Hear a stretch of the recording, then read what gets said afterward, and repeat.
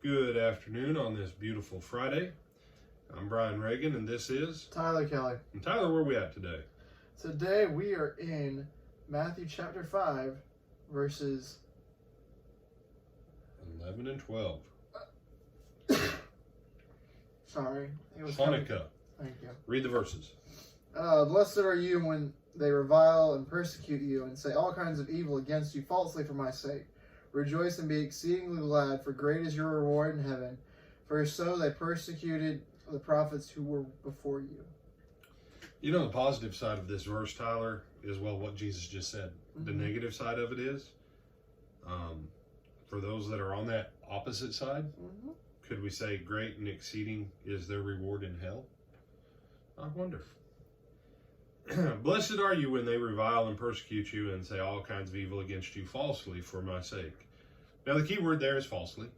It needs to not have foundational truth underneath it. You say, this sounds kind of like yesterday about persecuted for righteousness' sake. Yeah, they kind of all go together. That's why I've never understood why they break them apart in paragraph style, like somehow they're separated from each other. They're not. But don't miss what he says there. Rejoice and be exceedingly glad, for great is your reward in heaven, for so they persecuted the prophets who were before you. That when you and I go over to Hebrews chapter 11, and you say, oh, that's that great roll call of faith. Yes, it is. And what does it say to us? You know,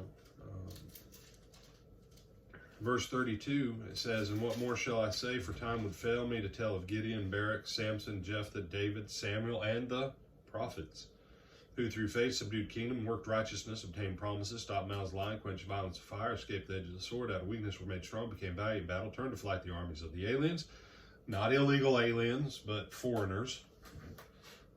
Women received their dead raised to life again. Others were tortured, not accepting deliverance, that they might obtain a better resurrection. Verse 38, of whom the world was not worthy. They wandered in deserts and mountains and dens and caves of the earth. And now hit verse 39 and 40, Tyler, since you got it. And all these, having obtained a good testimony through faith, did not receive the promise. God having provided something better for us, that they should not be made perfect apart from us. There was those great people. God says the world wasn't even worthy that these guys should have, that these men and women even should have lived on it. Wouldn't that be a wonderful thing?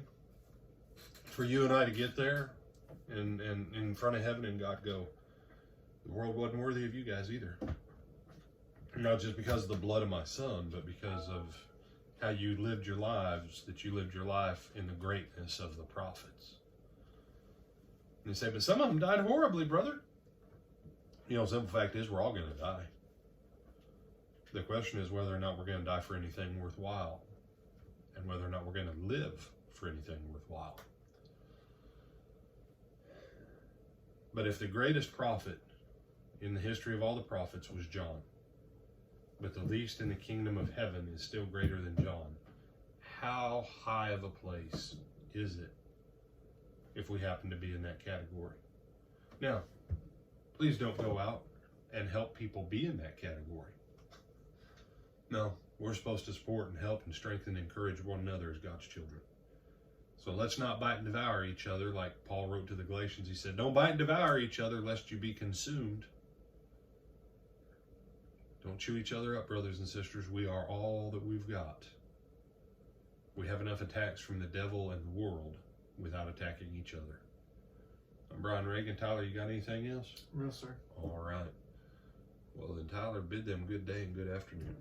Have a good day and go in the blessing of the Lord throughout the rest of your day. Amen.